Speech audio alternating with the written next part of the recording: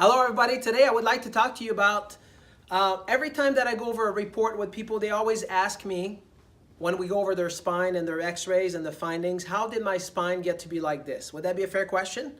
Right, so today I would like to address that by explaining to you a little bit about how your spine would break down and how people would have subluxation. And I want to, most of you probably don't know what a subluxation is, so I would like to spend a little bit of time to explain that to you so you have a better understanding.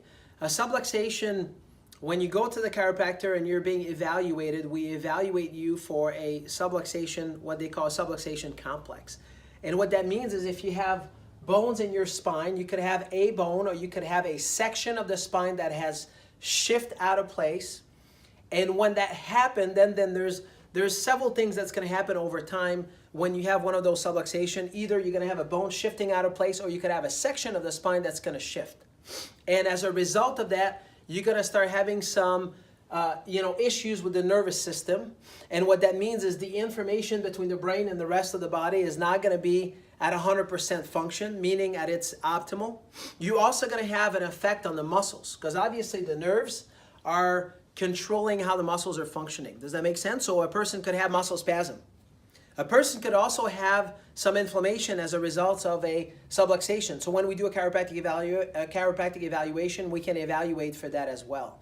When a person has a subluxation, they also have, as far as structure, the bony structure, you're going to see some damage over time that's going to start showing up into the spine when you've had an injury. So what would you do with that? So when we take an x-rays, we can find that out. So the subluxation complex has different component, and this is what we would evaluate the person for when they first come in. And then that would dictate to see if we can help them with the problem that they have. So I just want to make sure that first you understand what a subluxation is. And second, people would say to me, well, Dr. Jean-Guy, how did my spine get to be like this? So what are the stuff that I've done in the past, or maybe that I've done last week, a month ago, that is affecting my spine on a day-to-day basis? So a few things is, if we were to start at the beginning, according to many scientists, what's happening today is, maybe it's something you've heard about before. It's called the birth trauma, meaning that the way that kids are born today, that it could cause some trauma to them to the point where their nervous system is not functioning. And according to some scientists, they say that up to, if I were to give you a number, 80% of the time that you can have your first subluxation in the neck area. And as a result of that, it can cause some problems, like you could have kids that can have ear infection. You could have kids that have a weak immune system, and you don't really know why. And at our office, over the past 20 years, we've taken care of lots of children. And when kids have, for instance, ear infection, and you start looking to see if they have any subluxation, and when they do, you start correcting those, then what happens is you can see that their body starts healing. And what that means is we're not treating their ear infection. What we're doing is we want to make sure their nervous system is functioning better, and as a result of that, the body can heal itself. And I want to make this clear to you guys that we're not trying to treat the ear infection, but we know that if the nervous system doesn't function properly, then the body cannot heal on its own. So that would be one instance, is when you're born, it could happen. It could also happen when you start walking and you just fall on your butt 100 times a day. I mean, can you guys see that? You were a kid at one time, right?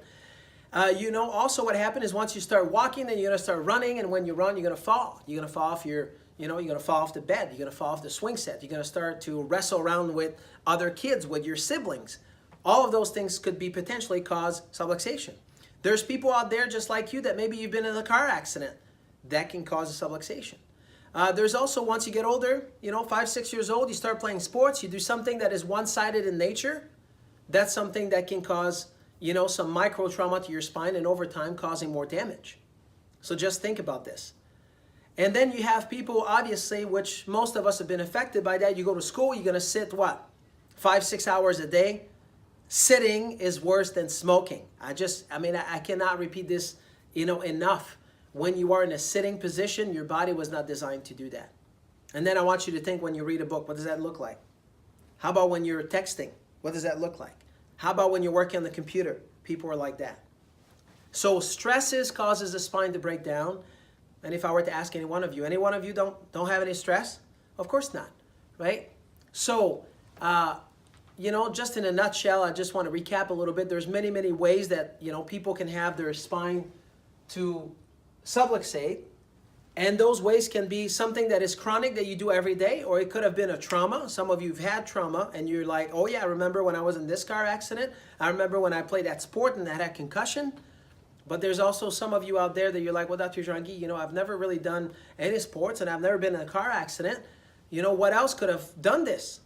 So things that are chronic that you do that are repetitive in nature, those are the things that can cause subluxation. And when you have a subluxation, the most important thing, I want you to pay attention right now, ladies and gentlemen, pay attention, is many of those subluxations do not cause any pain.